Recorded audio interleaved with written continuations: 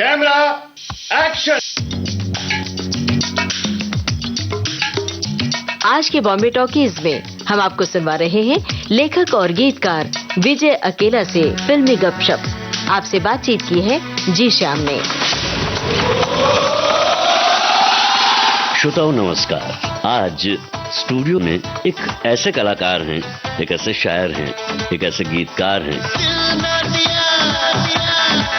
एक आरजे हैं। और सबसे खास बात यह है कि जब हम ऋतिक रोशन की पहली फिल्म की बात करते हैं और जो उनका एक मूव था, डांसिंग मूव,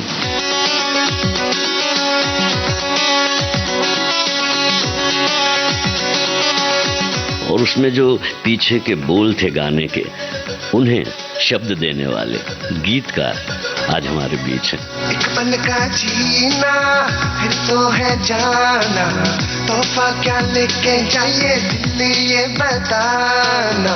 फिल्मों से खास करके जो इनका एक संबंध है वो बड़ा ही अटूट है। मुझे मोहब्बत सी हो गई है,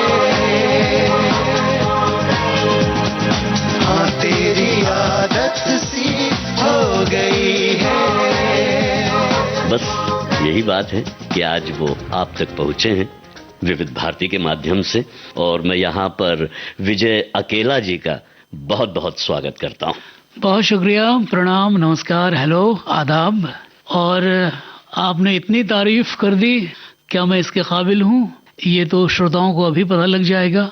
हाँ, मगर अगर विविध भारती में आपको आना है तो भाई आपको अपना ज्ञान थोड़ा तो बढ़ा के ही आना पड़ेगा। आपको कुछ कारनामे अंजाम दे ही के आना पड़ेगा, वरना आप विविध भारती के जो श्रोता हैं उनके सामने कैसे पेश होंगे। और जो आपने कहो ना प्यार है कि ऋतिक रोशन के डांसिंग स्टेप वाले सॉन्ग की बात की, तो ये सच कहा आपने, क्योंकि अब देखते देखते 25 बरस बीत गए हैं।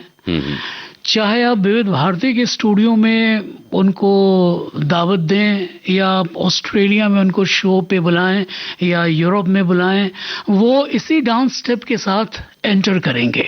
बिल्कुल। एक पल का जीना फिर तो है जाना, तोहफा क्या लेके जाएं दिल ये बताना, खाली हाथ आए थे हम खाली हाथ जाएंगे, बस प्यार के दो मीठे बोल झिलमिलाएंगे, तो हंस क्योंकि दुनिया को है हंसाना, वाह, ऐ मेरे दिल तो गाए जा। क्या बात है। आपका पहला ही गीत अगर माना जाए ये जी, तो इतना लोकप्रिय हुआ, और जाहिर है कि इसके लिए इसके पीछे की कहानी तो कुछ और ही होगी यहाँ तक पहुँचने की। चलिए इस गीत से ही शुरू करते हैं, इसकी कहानी से ही शुरू करते हैं। आपके गीतकार के रूप में जो आपकी पहचान आपको मिली है जी, वहाँ से बात शुरू करते हैं। ये एक अजीबो-गरीब पहचान है। मतलब कि ये पहला गीत ही ऐसा गीत है जिस वजह से मुझको मेरी मंजिल मिल गई।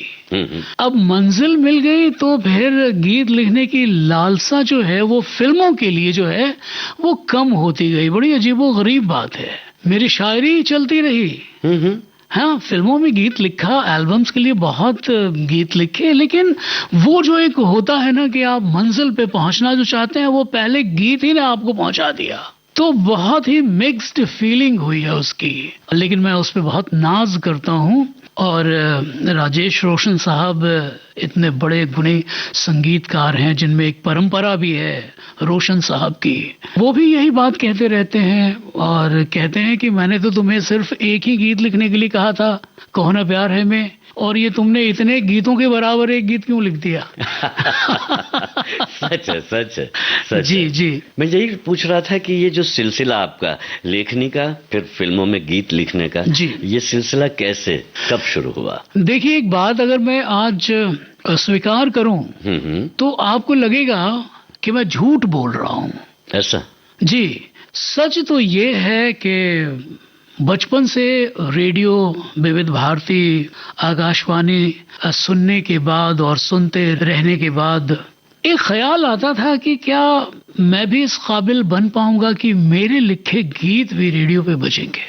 अच्छा, ये पहली लालसा थी। नहीं, इस पर मुझे यकीन है। और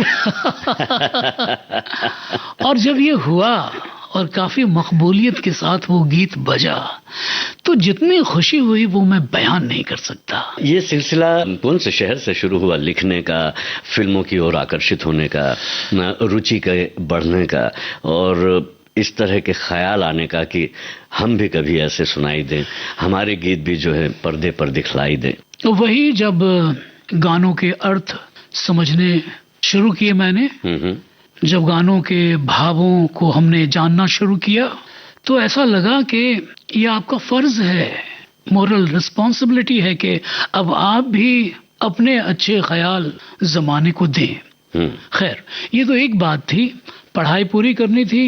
पढ़ाई पूरी की मैंने पटना में जी, और उस शहर ने सब कुछ दिया और बड़ी शिद्दत से दिया, और फिर मैं एक एक्टर बनने के लिए मुंबई आ गया। अच्छा जी, चलिए अब आपकी पसंद का एक गीत सुन लेते हैं। देखिए, ये बारिश का मौसम है, एक हमारा लेटेस्ट गाना आया है। अनुज गर्ग उसके म्यूजिक डायरेक्टर हैं और शाहिद माल्या ने गाया है। कैसा है ये बारिशों का मौसम, क्या बात, बूंदे हैं या आसमानी शबनम। कैसा है ये बारिशों का मौसम, बूंदे हैं या आसमानी शबनम,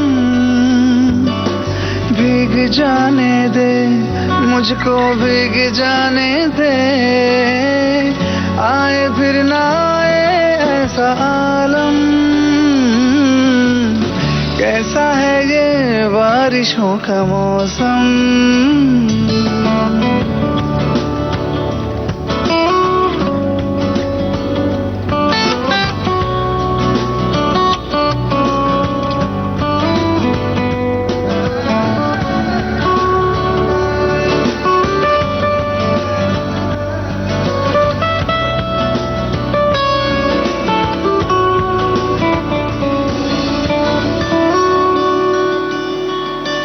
हवाएं सबाएं फिजाएं घटाएं सुर में है गाने लगी,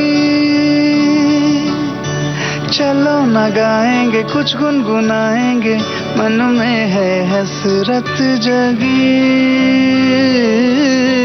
हवाएं सबाएं फिजाएं घटाएं सुर में है गाने लगी, चलो न गाएंगे कुछ गुनगुनाएंगे, मन में है हसरत जगी। मुस्कुराने दे, खुल के गिलगिलाने दे, मन का मयूरा नाचे चम चम चम चम। ओ कैसा है ये बारिशों का मौसम, बूंदे हैं या आसमानी शबनम, भीग जाने दे मुझको, भीग जाने दे, आए फिर ना आए सालम। कैसा है ये बारिशों का मौसम, बूंदे हैं या आसमानी शबनम, कैसा है ये बारिशों का मौसम। पटना में आप मतलब एमेच्योर कोई ड्रामा ग्रुप से जुड़े हुए थे या फिर संगीत के क्षेत्र से या फिर लेखनी, किस तरह से? छोटा मोटा नहीं, पटना की सड़कों पे डफली लेके नुक्कड़ नाटक किया करते थे। क्या बात, क्रांतिकारी हुआ करते थे। 8, 10, 15 लोगों का ग्रुप हुआ करता था, लड़के लड़कियों का। कभी सफदर हाशमी के प्ले औरत, कभी प्रेमचंद का नाटक सवा सेर गेहूं, कभी असगर वजाहत साहब के प्ले दोनों मारे जाएंगे। ऐसी कई प्रस्तुतियां की, किसी राजनीतिक दल से कोई संबंध नहीं रखा, लेकिन सच और झूठ तो पता लग जाता है ना जी। और ये तमन्ना हम सारे थिएटर एक्टिविस्ट करते थे कि पटना की जो सड़कों पे हम प्ले कर रहे हैं, भीड़ इकट्ठा करके काश पुलिस गिरफ्तार कर ले, जरा हम भी शहीदों के लिस्ट में आ जाएं, क्रांतिकारियों के लिस्ट में आ जाएं। हाँ, सच दुनिया को बता जाएं। जी बिल्कुल, मतलब तो वही था कि भाई सोए हुए लोगों जरा जागो। और जवानी के दिन थे, फिर लगा कि नहीं, चलते हैं फिल्मों में कुछ करने। तो यहाँ पे मैंने एमए की पढ़ाई अपनी कंटिन्यू रखी यूनिवर्सिटी ऑफ मुंबई में लिटरेचर में, और साथ साथ फिल्मों में एक्टिंग की कोशिश करने लगा। थोड़ा थिएटर यहाँ पे किया हूँ। अच्छा। फिर उन्हीं दरमियान ये पता लगा कि भाई कौन काम देगा फिल्मों में। फिर मैंने सोचा कि चलो सबसे पहली शुरुआत उससे करते हैं जो मेरे पास है, और वो ये था कि फिल्म नॉलेज का एक खजाना था जहन में। उस वक्त तो ऑनलाइन इंफॉर्मेशंस नहीं होते थे, तो मैंने एक पत्रकारिता की शुरुआत की, फिल्म पत्रकारिता की, और उसमें मुझे बेइंतहा सफलता मिली और सभी से जान पहचान पड़ने शुरू हो गए। मतलब कुछ ही सालों में मैंने लता मंगेशकर जी का, आशा भोसले जी का, गुलजार साहब का, अमिताभ बच्चन साहब का मैंने इंटरव्यू कर लिया था। आमिर खान अच्छे दोस्त बन गए थे। और होता क्या था कि जो आज हमने बातचीत की वो 15 दिनों के अंदर छप के उसमें नई नई तस्वीरें लग के वो एक अलग ही शक्ल में आ जाती थी, तो फिर हौसला बढ़ जाता था। तो यहाँ से शुरुआत हुई। बीच बीच में टेलीविजन के भी इंटरव्यूज करते रहे, लेकिन जो पत्र पत्रिकाओं के लिए लिखना था वो ज्यादा होता रहा। और एक दिन राजेश रोशन साहब का इंटरव्यू कर रहा था, किशोर कुमार साहब के बारे में। अच्छा। और वहां पे एक गीतकार साहब अपना काम संपन्न कर रहे थे। उनके जाने के बाद मैंने राजेश रोशन साहब से कहा कि इसको गीत लिखना कहते हैं क्या? उन्होंने कहा कि हाँ। मैंने कहा ये काम तो मैं कर सकता हूँ।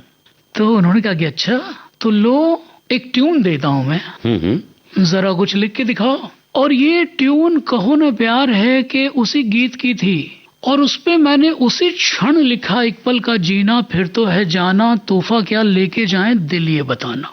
उन्होंने कहा कि विजय ये डिस्को का सॉन्ग है और हम कुछ ऐसा ही चाह रहे हैं, इतनी जल्दी बाजी मत करो। साहिर लुधियानवी लेते थे 1 महीने का वक्त, मजरू सुल्तानपुरी 15 दिनों का, 17 दिनों का वक्त लेते थे, ये तुम क्या कर रहे हो? मैंने कहा ठीक है मैं भी लेता हूँ। और 17-20 दिनों के बाद जब मैं मिला तो 20 मुखड़े मेरे पास थे इस गाने के। बहुत सारे याद भी हैं मुझे अभी, मगर वो जो उसी क्षण हुआ था वही उनके जहन में भी रजिस्टर्ड हो गया और वही बात हुई। और जब राकेश रोशन साहब को उन्होंने सुनाया तो उन्होंने कहा कि हम लोग ऐसा ही तो लाइफ फिलॉसफी एक डिस्को के गाने में चाह रहे हैं, गाने को नया बनाने के। क्या बात। वो पूरा का पूरा गीत आपने उसी वक्त जो लिखा था वही फाइनल हुआ। और वो इस रूप में आया। करेक्ट। और हम इस गाने को सुनते हैं और अपनी बात को आगे बढ़ाएंगे इसके बाद में जी। और ये गाना आप किसको डेडिकेट करना चाहेंगे वैसे देखा जाए तो? अब तो मैं चाहूँगा करोड़ों जो प्रशंसक हैं ऋतिक रोशन के, राजेश रोशन साहब के, थोड़े मेरे भी हैं, उनको डेडिकेट करना चाहूँगा। तो आइए इस गाने को सुनते हैं। एक पल का जीना फिर तो है जाना, तोहफा क्या लेके जाइए दिल ये बताना।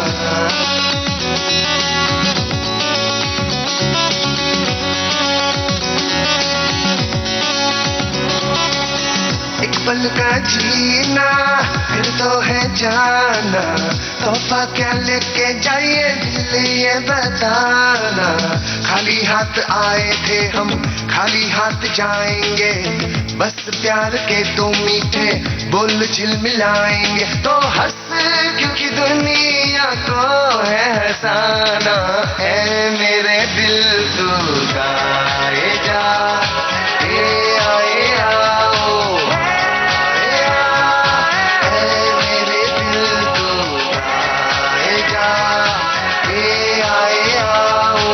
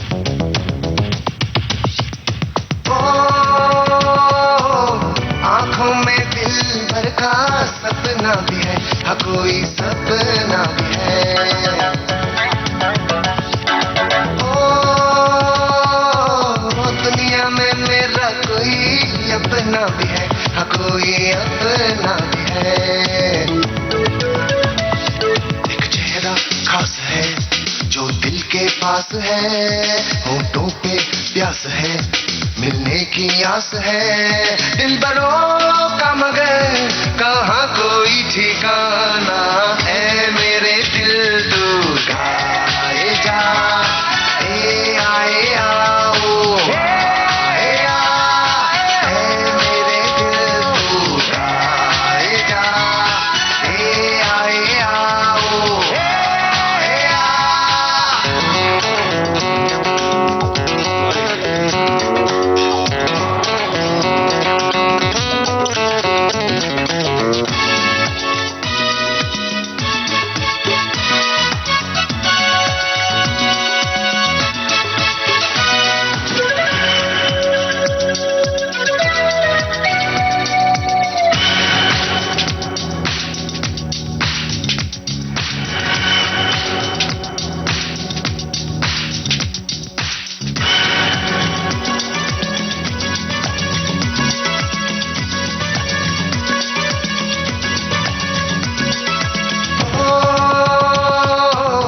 जीवन खुशियों का एक झोंका सा है, हाँ कोई झोंका सा है,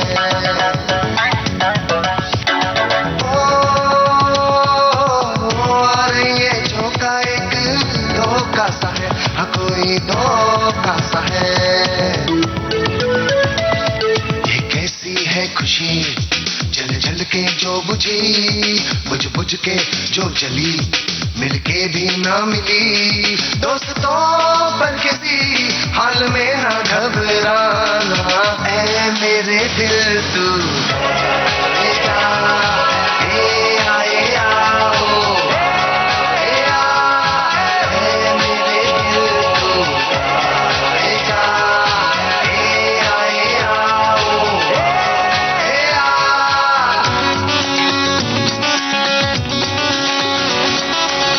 एक पल का जीना फिर तो है जाना, तोहफा क्या लेके जाइए दिल ये बताना, खाली हाथ आए थे हम खाली हाथ जाएंगे, बस प्यार के दो मीठे बोल झिलमिलाएंगे, तो हंस क्योंकि दुनिया को है हंसाना, ऐ मेरे दिल तू गाए जा, ए आए आओ, ए आ, ए मेरे दिल तू गाए जा, ए आए आओ, ए आ।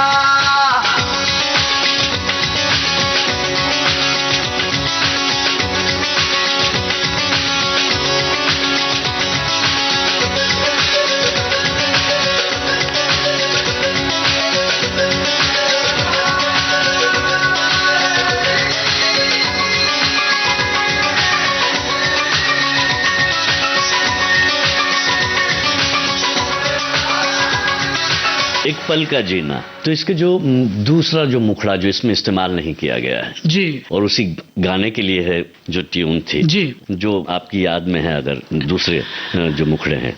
श्याम जी, बम्बई एक ऐसा शहर है जहाँ पे हम अपने आप को जितना खोलते हैं उतना ही छुपाते हैं।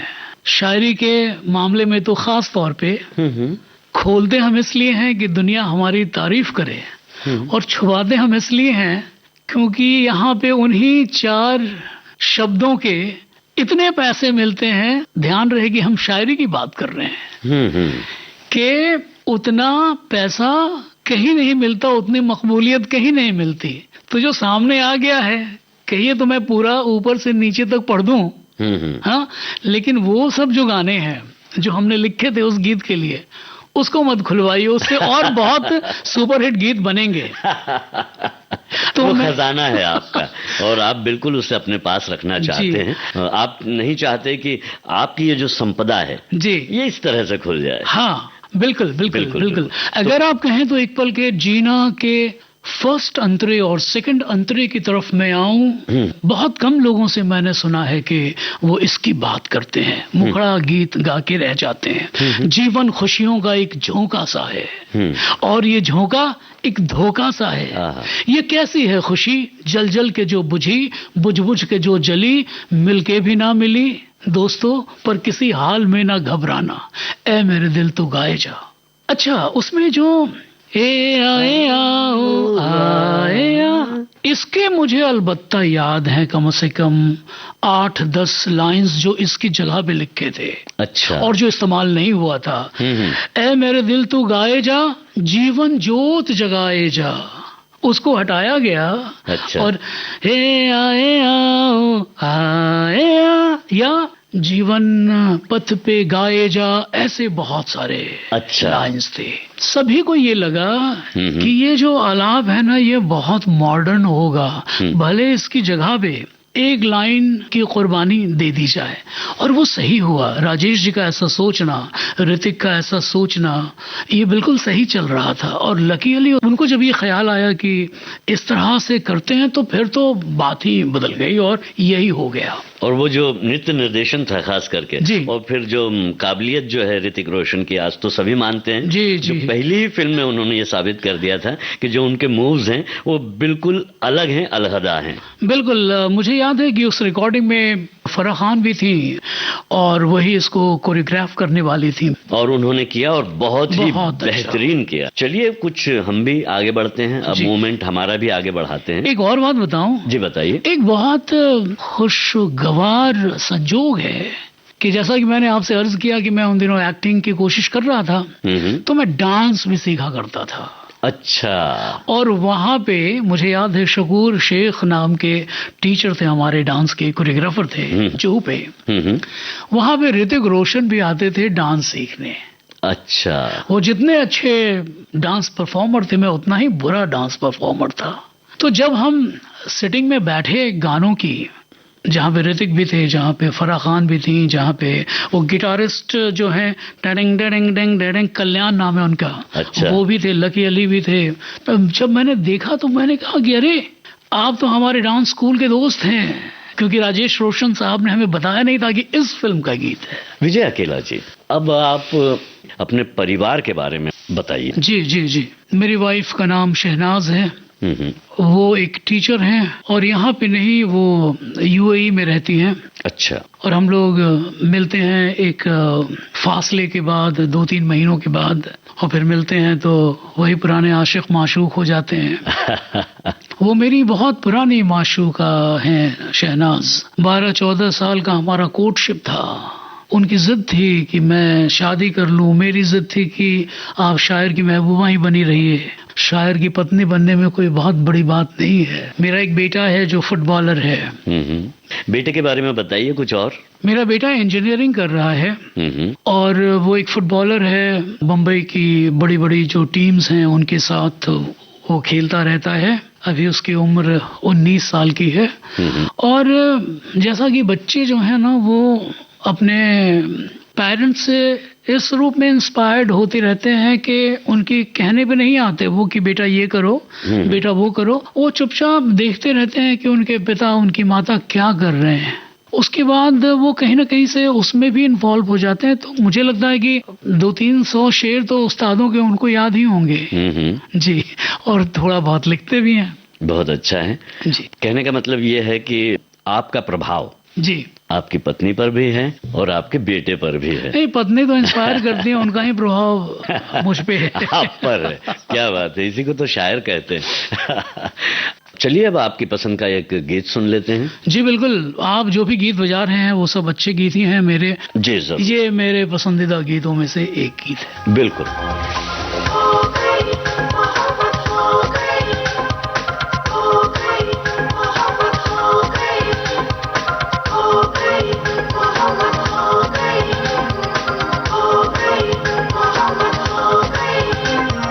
मुझे मोहब्बत सी हो गई है,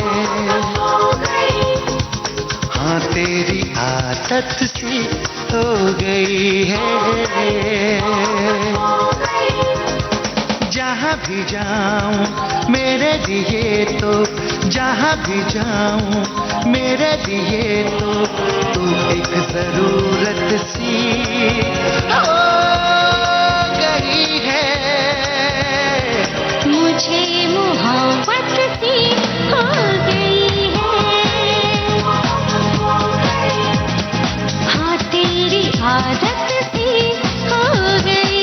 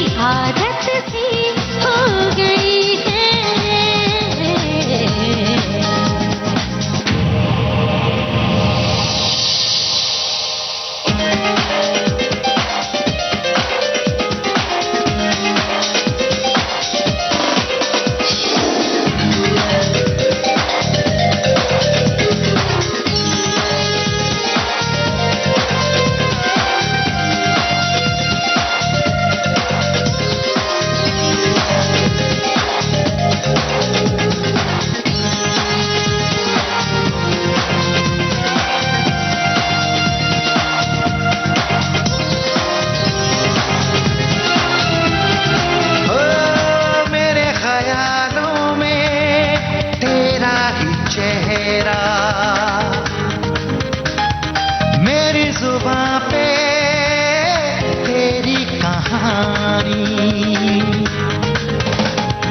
मेरे खतों में तेरी ही खुशबू, मेरे बदन में तेरी जवानी, तेरी हुकूमत सी हो गई है,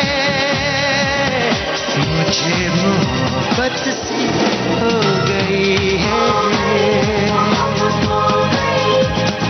हाँ तेरी आदत सी हो गई है।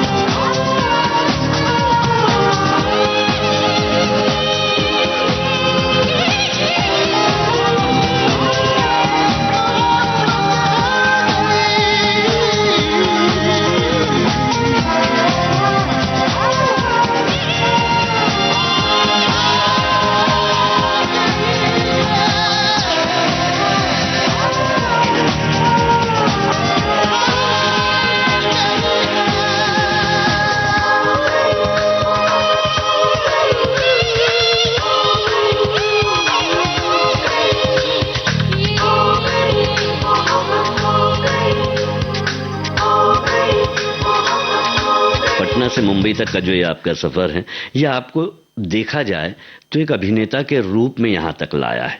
आपके अंदर में, आपके जहन में ये था कि आप जो है पर्दे पर नजर आएंगे, तो ये किस तरह से इसे पूरा किया, पूरा हुआ भी कि नहीं हुआ, और अगर हुआ तो फिर आगे क्यों नहीं बढ़ा, इसके बारे में हमें बताइए। सही कहा आपने, थिएटर तो मैं कर ही रहा था, लेकिन फिल्म में काम करना चाहता था और इसी वजह से मुंबई आया था।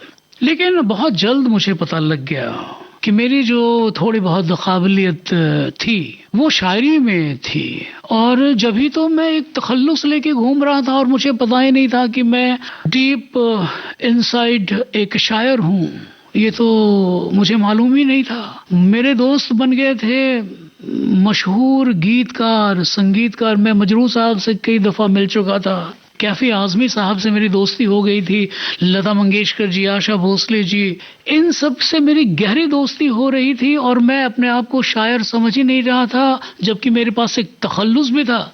और बाद में मुझे एहसास हुआ कि अरे मैं हूं तो अंदर से शायर, लेकिन अपने आप को अभिनेता ही क्यों समझ रहा हूं। तो फिर मैं इस तरफ चला आया। जब मैं प्रिंट मीडिया के लिए इंटरव्यूज कर रहा था तो उसमें भी ज्यादा इंटरव्यूज में म्यूजिक, लिरिक्स और गायकी को लेके ही कर रहा था।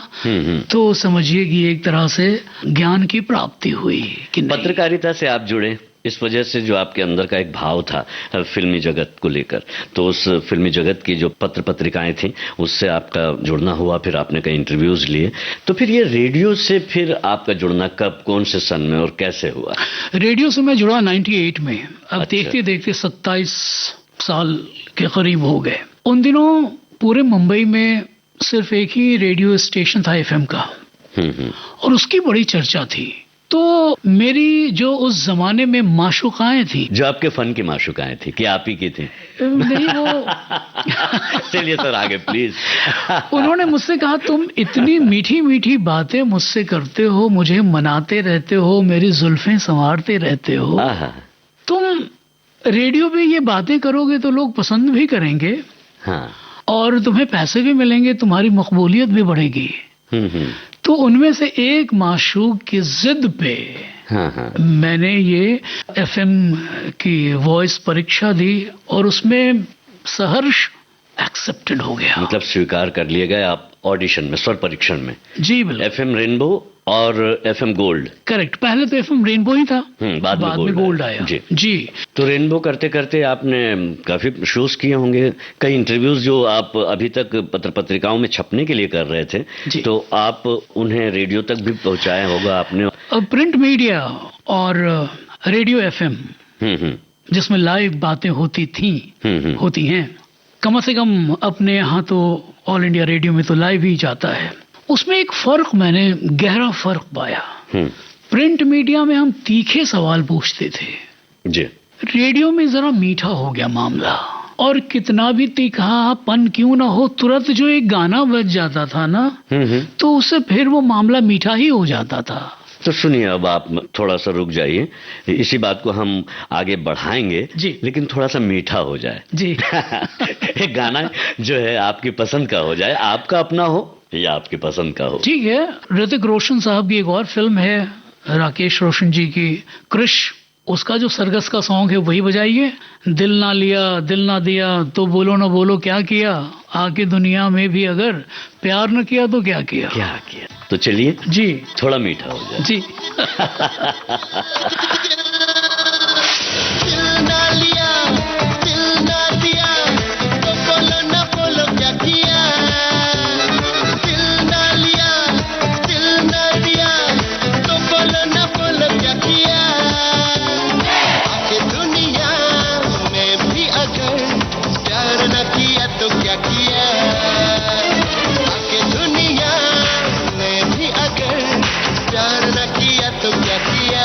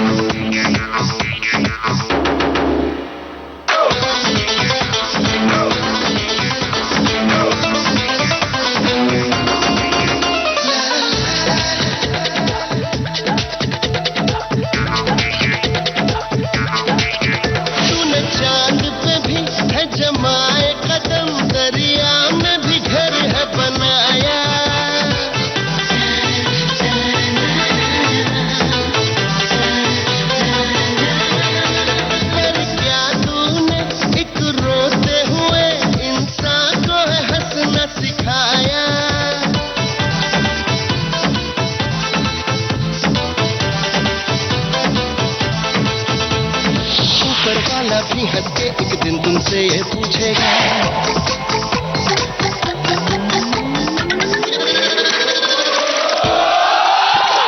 दिल ना लिया दिल ना दिया तो बोलो ना बोलो क्या किया, दिल ना लिया दिल ना दिया तो बोलो ना बोलो क्या किया।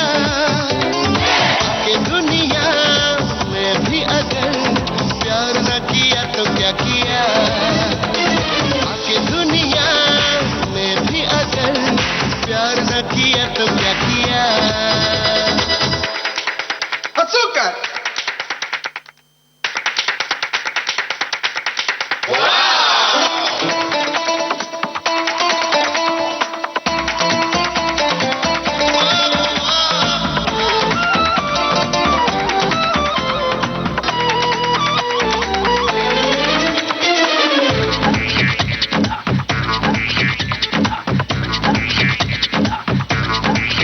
ये जीवन भी एक सर्कस है अभी सीधे थे अभी उल्टे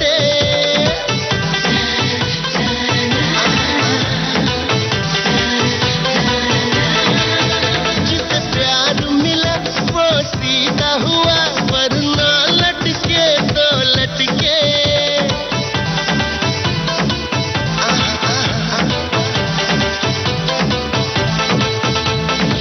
कितनी सी बात है सच्ची तू भी इसको मान ले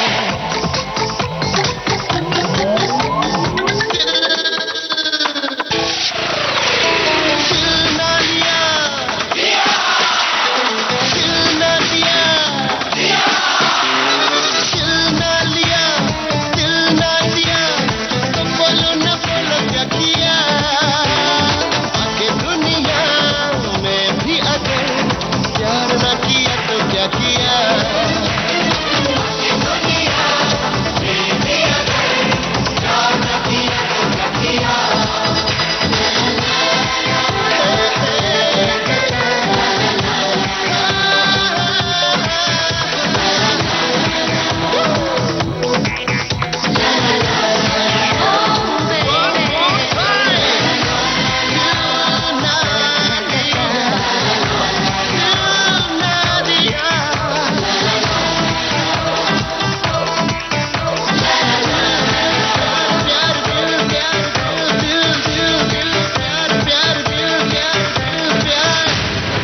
ये गीत तो बड़ा फास्ट गीत था, जी रिदमिक गीत था, डांस से भरपूर था।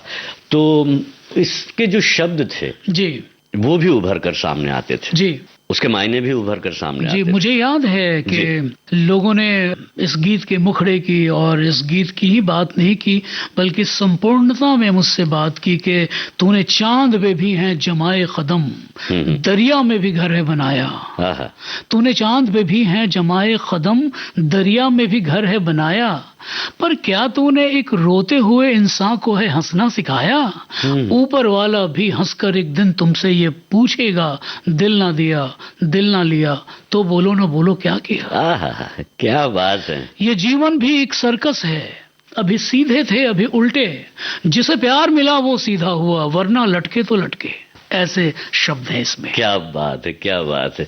तो ये जोश, उत्साह जी। और ये जो कहते हैं ना कि एक दर्शन जैसा है, आपने जी। जो जीवन में देखा और जो कुछ आप कहना चाहते थे वो गीत के माध्यम से आपने कहा। करेक्ट। राजेश रोशन साहब की तारीफ करना चाहूंगा जो मुझे इस तरह के गीत लिखने की आजादी देते हैं जिसमें जिंदगी का फलसफा हो।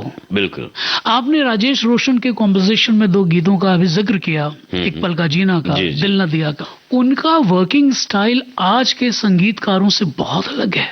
मैं अगर आप चाहें तो मेंशन करूं बिल्कुल। कि दिल ना दिया दिल ना लिया रिकॉर्डिंग होने से पहले सिटिंग रूम में बैठे हुए थे तो कुणाल गांजा वाले ने क्या किया कि जैसे राजेश रोशन ने उसको गाया वैसे उन्होंने गाना शुरू किया। उन्होंने उनको बिल्कुल रोक दिया, कहा कि ठहरिए ठहरिए, आपको अभी गाने की जरूरत नहीं है, आपके पास समय है ना? तो कुणाल गांजा वाले ने कहा कि जी जी जी जी है समय।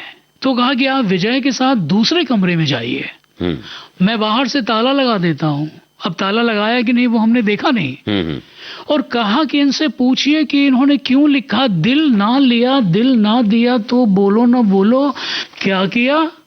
आके दुनिया में भी अगर प्यार न किया तो क्या किया। पूरा मतलब समझो जरा सा 1.5 घंटे में। और हम दोनों आश्चर्यचकित हो गए कि जब 1.5 पौने 2 घंटे के बाद हम बाहर आए तो एक एक लफ्ज याद हो गया था कुणाल गांजा वाले को। अब जबकि कृष 4 की प्लानिंग चल रही है तो हमारी राजेश जी के साथ बातचीत हो रही है गीतों की और कई तरह से हम आगे बढ़ रहे हैं उस पे। जाहिर है ये साथ तो हमेशा आपका बरकरार रहेगा और रहना भी चाहिए। ये पुराने लोगों के काम करने का अंदाज है। जब ही मुझे पुराने लोगों के साथ काम करना अच्छा लगता है। इन दिनों मैं आशा भोसले जी के साथ एक एल्बम कर रहा हूँ एट द एज ऑफ 91। और जानते हैं वो किस तरह का गाना कर रही हैं? जैसे पंचम के साथ उछल कूद के करती थी वैसा गाना कर रही हैं। क्या बात, ट्यून पे लिख रहा हूँ मैं। वाह। तो ये मजा आता है, इनका पुराना जो वर्किंग स्टाइल है जिसकी वजह से गोल्डन एरा था। चलिए अब आपकी पसंद का एक गीत सुन लेते हैं। जी बिल्कुल, जो हमने आशा जी की बात की ना, तो अगर आप आशा जी की कोई भी गाना बजाएं तो बहुत लाजिम और अच्छा रहेगा। रात शबनमी भीगी चांदनी, तीसरा कोई दूर तक नहीं, इसके आगे हम और क्या कहें, जान समझा करो। रात शबनमी भीगी चांदनी, तीसरा कोई दूर तक नहीं, इसके आगे हम और क्या कहें, जान समझा करो। हो इसके आगे हम और क्या कहें, जान समझा करो। सनम तुमको जिस दिन से देखा हमने, दीवाना दिल काबू में नहीं।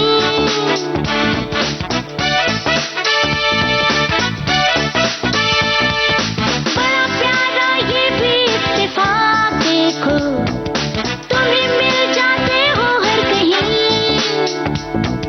तुम्हें मिल जाते हो हर कहीं, प्यारे आगे खुद जान लो और क्या कहें, जान समझा करो।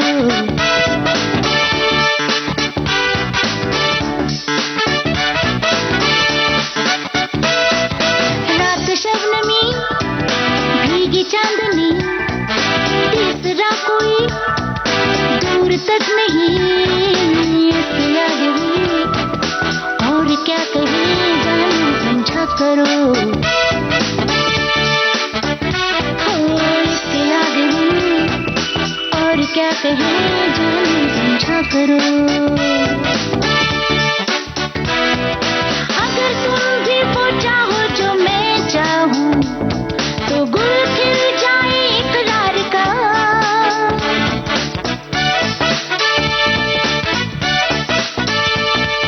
दिलों को मिलने से कुछ न बोले हम, मजा आए फिर तो प्यार का, मजा आए फिर तो प्यार का, जाने आगे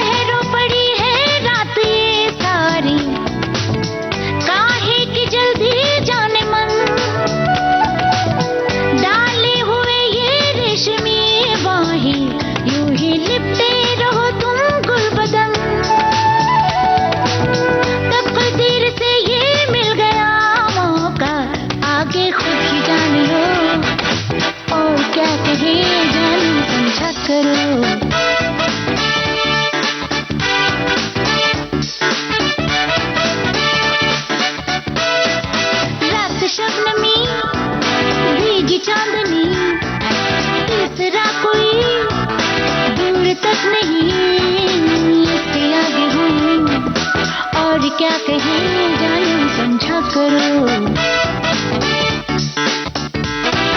रात शबनमी भीगी चांदनी, तीसरा कोई दूर तक नहीं, इसके आगे हूँ और क्या कहे जानम समझा करो। हो इसके आगे हूँ और क्या कहे जानम समझा करो। हो इसके आगे हूँ और क्या कहे जानम समझा करो। विजय अकेला जी, जो रेडियो का साथ था जी, उसमें आपने कितने इंटरव्यूज रेडियो के लिए किए? अब किन-किन के बेशुमार किए? बेशुमार, क्योंकि जैसा कि मैंने आपसे कहा प्रिंट मीडिया से जुड़ा हुआ था, तो कई बड़ी बड़ी हस्तियों से मेरी पहचान हो गई थी। तो मुझे याद है कि कुछ ही सालों में रेडियो में मैंने जिनके इंटरव्यूज किए थे, जिनको स्टूडियो बुलाया था, उनमें आमिर खान साहब थे, उनमें आशा भोसले जी थी, कई बड़ी बड़ी पर्सनालिटीज थी उनमें, महेश भट्ट साहब थे। और एक बात बताऊं, जिसका भी यकीन करना इतना आसान नहीं होगा। देखिए, मैंने दुबई में भी आरजेइंग की है। अच्छा। 89.1 रेडियो 4 अजमान में। वाह। मगर मैं जल्दी वहां से भाग के इसीलिए क्योंकि उन्होंने इजाजत जाने की, लौटने की नहीं दी थी, भाग के आ गया था वापस यहाँ पे। उसकी वजह बताता हूँ, और इस पे यकीन करना इतना आसान नहीं है। जब मैं अपने रेडियो के शो रात को कर रहा हूँ लाइव ऑल इंडिया रेडियो से, रेनबो से, क्या आप बिलीव करेंगे कि एक कॉल आता है, मैं उसको उठाता हूं और उधर से आवाज आती है कि मैं प्राण बोल रहा हूं। वाह। आप अच्छे गाने बजा रहे हैं, मैं सुरैया बोल रही हूं। तो मतलब ये इतनी बड़ी दौलत थी जिसका हम बखान ही नहीं कर सकते। और दुबई में इसके उलट कुछ भी नहीं था। अच्छा। तेज रफ्तार की गाड़ियां चल रही हैं, ऊंची ऊंची बिल्डिंग्स हैं, उसके अलावा क्या है। एक रोज मैं आशा भोसले जी का इंटरव्यू करने के लिए उनको कहा कि आप तो आकाशवाणी भवन आई ही हैं। उन्होंने कहा आई तो हूं, लेकिन बचपने में आई हूं, चर्च गेट की बात कर रहा हूं। जी जी। तो मुझे एक सही लोकेशन बताइए। लोकेशन तो उन दिनों होता नहीं था, तो मैंने कहा कि देखिए LIC बिल्डिंग के पास मैं रहूंगा, आप वहां पे आ जाइए, फिर हम लोग साथ चलेंगे। लोकेशन नहीं था, लेकिन फोन का जमाना आ गया था। उनका फोन आता है कि मैं 15 मिनट से तुम्हारा इंतजार कर रही हूँ LIC बिल्डिंग के पास। अब आशा जी विजय अकेला का इंतजार 15 मिनट से करेंगी, इससे बड़ी जिंदगी तो मुझे नहीं चाहिए थी। अच्छा, ये विजय जी जो हैं जी, ये अकेले हैं? शायर अकेला ही होता है, और ये मेरा तखल्लुस है। बिना तखल्लुस के कोई शायर नहीं है। ये साहिर लुधियानवी का जो साहिर है वो तखल्लुस है। ये जो मजरूह सुल्तानपुरी हैं, ये जो मजरूह है वो तखल्लुस है। ये जावेद अख्तर का जो अख्तर है वो जानिसार अख्तर का तखल्लुस है।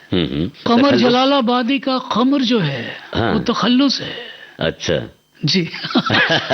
समीर, आज के समीर भी तखल्लुस है। समीर, क्या बात। शीतला पांडे का अनजान भी तखल्लुस था। तो अकेला ही चुनने की क्या जरूरत थी आपको? बहुत जल्दी ये एहसास हो गया कि अकेलेपन में ही असली ताकत है। बहुत जल्दी ही एहसास हो गया कि ये जो मेला है ये झूठा है। अकेलेपन में ही सबसे बड़ा मेला लगता है। तो धीरे धीरे ये एहसास हो गया कि इससे बेहतर तो कोई नाम नहीं रखा जा सकता। और फिर पटना और कलकत्ता में कितनी दूरी है। अपने रविंद्रनाथ टैगोर जी ने भी अकेला चलने की बात की है। एकला चलो रे, मैं अकेला ही चला था जानिबे मंजिल, मगर लोग मिलते गए, कारवां बनता गया। तो आपका कारवां बेहतर बना, अच्छा बना? जी जी जी जी। इस वक्त क्या सोचते हैं आप? जी बिल्कुल सही कहा। मैं अकेला ही चला था जानिबे मंजिल, मगर लोग साथ आते गए और कारवां बनता गया। मैं अपनी मर्जी की जिंदगी जीता हूँ, जैसे आप भी जीते होंगे, जैसे सभी जीते हैं। और हमारी जिंदगी में मैं देख रहा हूँ कि पिछले कई सालों से तो शायरी के अलावा कुछ नहीं है। मैं अपनी शायरी लिखता हूँ, कहता हूँ। जब भी आप कहेंगे कुछ नई चीजें सुनाऊंगा, मुशायरों में जाता हूँ। और उस्ताद शायरों की, फिल्म शायरों की स्पेशली किताबों में मशगूल रहता हूँ लिखने में। कुछ किताबें लिखी हैं, कुछ लिख रहा हूँ। और अपना कलेक्शन ऑफ पोइट्री एक आई है और दूसरी भी आने वाली है। पिछले दिनों गुलजार साहब ने एक बड़ी अच्छी बात मेरे बारे में कही थी। गुलजार साहब ने कही थी, इसलिए मैं मेंशन कर रहा हूँ। जी, जी। जब जानिसार अख्तर साहब पे लिखी मेरी किताब रिलीज हुई गुलजार साहब के हाथों, तो उन्होंने कहा कि मैं विजय अकेला से जलन रखता हूँ कि विजय अकेला ने अभी अभी कहा कि उन्होंने जानिसार अख्तर की किताब को लिखने में, उनके गानों को ढूंढने में, उनको सजाने और संवारने में और कई लोगों से जानिसार अख्तर साहब की यादों को समेटने में, कहते हैं कि 1.5 साल 2 साल का वक्त लगा। तो क्या ये 2 साल तक जानिसार अख्तर के साथ थे? क्या बात। और जब जाके मुझे एहसास हुआ कि मुझे क्यों इन सब लोगों के बीच रहना पसंद है, इनकी शायरी में जो जिंदगी को देखने का नजरिया है, उफ, उतनी हसीन हमारी असल की जिंदगी नहीं है। नहीं, इसमें कोई दो राय नहीं। जब एक जानिसार अख्तर कहता है, मैं तुम्ही से पूछती हूँ, मुझे तुमसे प्यार क्यों है, कभी तुम दगा न दोगे, मुझे एतबार क्यों है, ये एतबार क्यों, तो लगता है कि क्या इतनी हसीन जिंदगी है क्या? और नहीं, अगर हसीन जिंदगी है तो चलो ना, जिस तरफ हसीन जिंदगी का चश्मा बह रहा है वहीं चलते हैं, कुछ प्यास अपनी बुझाते हैं। आहा, क्या बात। चलिए इस गीत को सुनते हैं और अपने श्रोताओं को भी सुनाते हैं। मैं मुझे तुमसे प्यार क्यों है, कभी तुम दगा न दोगे, मुझे एतबार क्यों है, मैं तुमसे पूछती हूँ, मुझे तुमसे प्यार क्यों है, कभी तुम दगा न दोगे, मुझे एतबार क्यों है, मैं तुमसे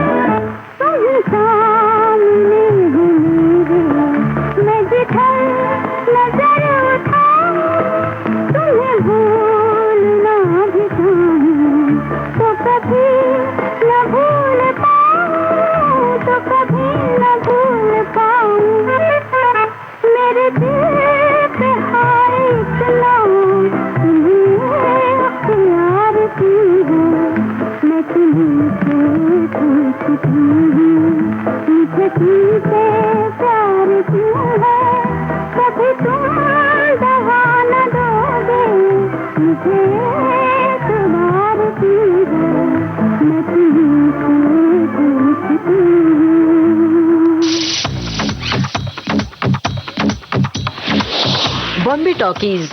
इस कार्यक्रम में अभी आप सुन रहे थे लेखक और गीतकार विजय अकेला से फिल्मी गपशप। आपसे बातचीत की जी श्याम ने। आज आप सुन रहे थे इस कार्यक्रम का पहला भाग। इसका दूसरा भाग आपको सुनवाएंगे अगले सप्ताह।